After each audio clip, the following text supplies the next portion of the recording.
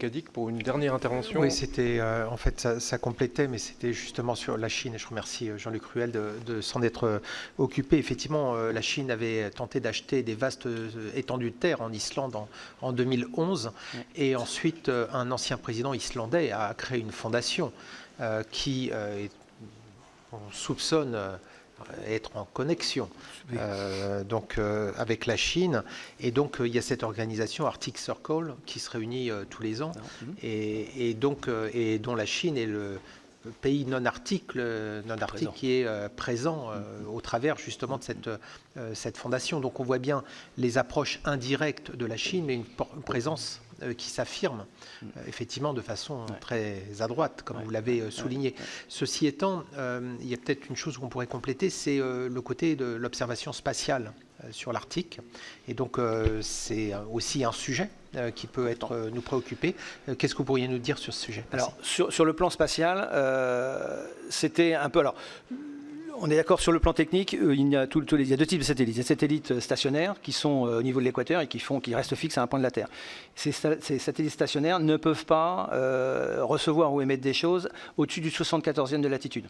Donc en haut, tout l'Arctique ne peut pas bénéficier des satellites stationnaires, notamment pour les communications. Donc ça va mettre en place des satellites qu'on dit à défilement polaire. Donc c'est-à-dire qu'ils sont centrés sur les pôles. Et là, comme du fait de la nature, un peu comme les longitudes qui convergent vers le pôle, il y a des satellites qui ont été mis en place, des satellites de communication, des satellites d'observation. Et depuis la montée en puissance de la Russie en Arctique, eh bien, elle a mis ses propres satellites en orbite pour justement avoir un peu une connaissance de l'environnement, notamment météorologique, mais également comme les suivis de navires, etc.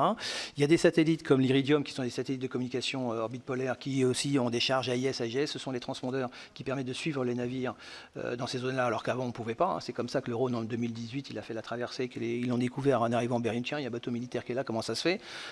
Bon, s'il avait eu des systèmes AIS, il l'aurait su bien avant.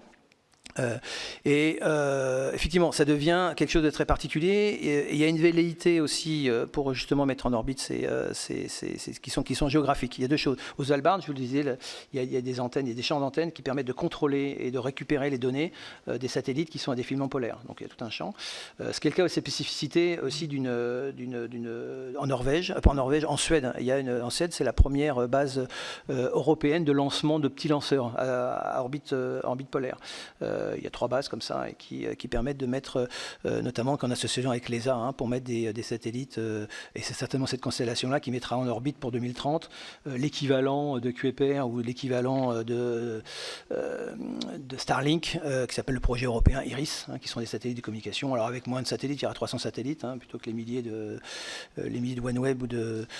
Mais effectivement, sur le plan spatial, il y a effectivement un attrait particulier qui sont liés justement à ces bases, et puis aussi cette concentration de satellites orbite polaire. Mais enfin, pour l'instant, il n'y a pas de, si vous voulez, il n'y a pas de crainte à avoir, puisqu'en fait, c'est un espace dans lequel aucun pays peut intervenir ou interférer, quoi. Ne serait-ce que, je disais, les brouillages des signaux GPS aussi, qui peuvent être une contrainte importante, quoi. Bien, merci. Voilà.